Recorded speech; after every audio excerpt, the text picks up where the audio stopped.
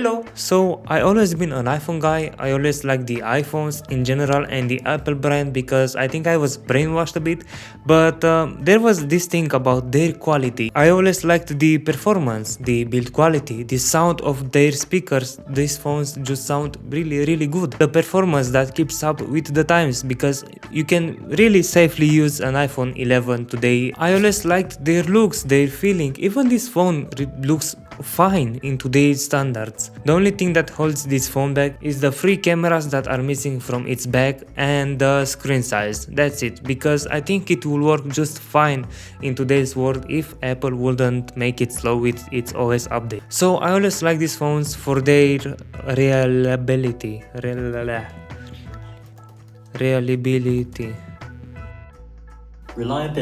Reliability. But over the years, Android phones have just really caught up. Now everything basically is a sandwich with a lot of glass and metal. Still, one thing kept me away from buying an Android phone, which is the branding and the chaos. You see, when you think about an iPhone, you always think about the top tier notch at iPhones and a big price that is out there, because these motherfuckers are really expensive. But when you think about an Android phone, well, it's just a gamble. But I think I was just brainwashed maybe, and maybe a bit hacked by Apple marketing, and it really worked. And it's scary how when you buy something from Apple, you just keep up with it. You know, it really scares me up. And it happens to me as well. I have a MacBook here, one here, an iPhone here, one there that I'm about to sell because I broke it. But anyways, it's a bit scary how well their marketing works. So like, I destroyed this phone and I had to look for another one. And when I was looking for another one, I saw an ad. Samsung Galaxy Z Flip 3 5G for just 120 bucks. For real, everything costs right now 120 bucks, or I'm just lucky to find these deals, but I had to try it. I always liked the flip phones and the foldable phones. I really liked the idea to have a screen that is really moving, that is foldable or flippable, but I didn't really afford it to buy one because at its launch, the first foldable phone from Samsung was around $200 to $2,000, and the first flippable phone was $1,400, which was really expensive. But nowadays, apparently in 2 years, these phones are again like a BMW Series 7, because this phone that I bought, and I'm recording because I broke like a dumbass my iPhone, cost once $1,100, and I bought it for 1/10 of the price, almost, for $120, which is amazing. I paid like 12% of its launch price in just 2 years, and this happens because it folds or it flips, and it has a hinge that is a movable component from a phone. I had a bit of luck and the phone really looks fine, and the hinge is really strong actually. I don't know if these phones are more reliable, I learned it from the first generation, but the hinge really worked. Maybe I'm just lucky, but it's great. For after 2 years of usage, it's good job, Samsung. I like this. I like it. Now you may ask why I didn't search for one locally to just test it. Well, I live in the middle of nowhere. This is basically the edge of the map. But anyways, the test was simple. I had to move everything from my iPhone to this phone. To use it for payment, to use it for everything, for social media, for reading stuff on the internet, to call it. I used it for everything. And it was an interesting experience.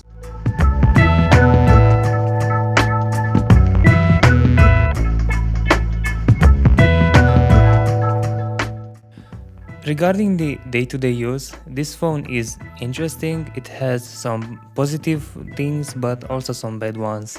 The thing that I like is the fact that this phone is actually a bit minimalist because it doesn't have like any logo. The only Samsung logo is on the hinge and is hidden when the phone is open, so you can't really see any branding, and I like this thing. I was worried because this phone, when it's closed, there is a gap, and I was worried that it may get crushed when I try to force it, but it's actually holding up pretty strong, so it doesn't have any problems with the build quality. It feels like a solid machine. The cameras have a really small camera bump comparing to an iPhone, I don't know, 16 Pro Max or any other phone.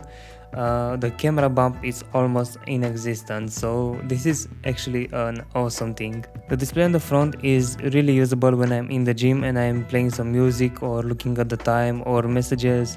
It's actually cool that you can control some features of this phone while it's closed, so you don't have to open it every time when you want to use this phone. It's cool that when someone calls you, you can also answer while it's closed and you will hear the person that you are talking to in the speaker. There are two things that I don't like about this phone, and one is the speakers, which are a bit horrible comparing to an iPhone 8 maybe.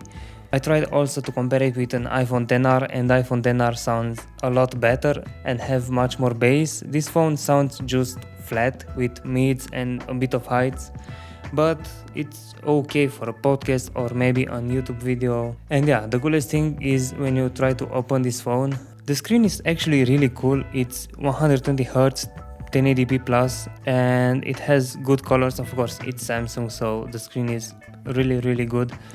It has an okay brightness, but I hold it on 60Hz to save some battery, and I also don't really like the 120Hz on the phone. I know that this sounds weird, but I just don't like to make it feel more snappier, because if a phone is better, you will stay more on it, and I don't want that, so that's why I hold it on 60Hz.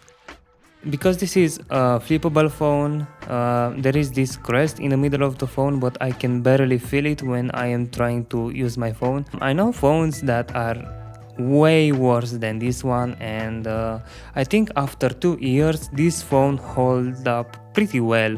I mean, if you buy a phone that is 120 bucks, a flippable one or a foldable one, and you are crying about this little crest right here, I think it's a bit stupid, because at this price you are getting such a great phone. Other than the battery, because it's a 2 years old phone that didn't had its battery replaced, it's a really strong machine. I would use it definitely if it wouldn't have like some kind of features that Android has, and I don't really like them.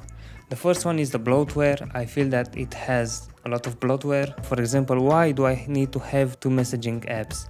I don't understand why when I'm trying to open a messaging app, it says to me that I already have another one and I should enter on the another one. I don't want that, you know, I just want one that works fine.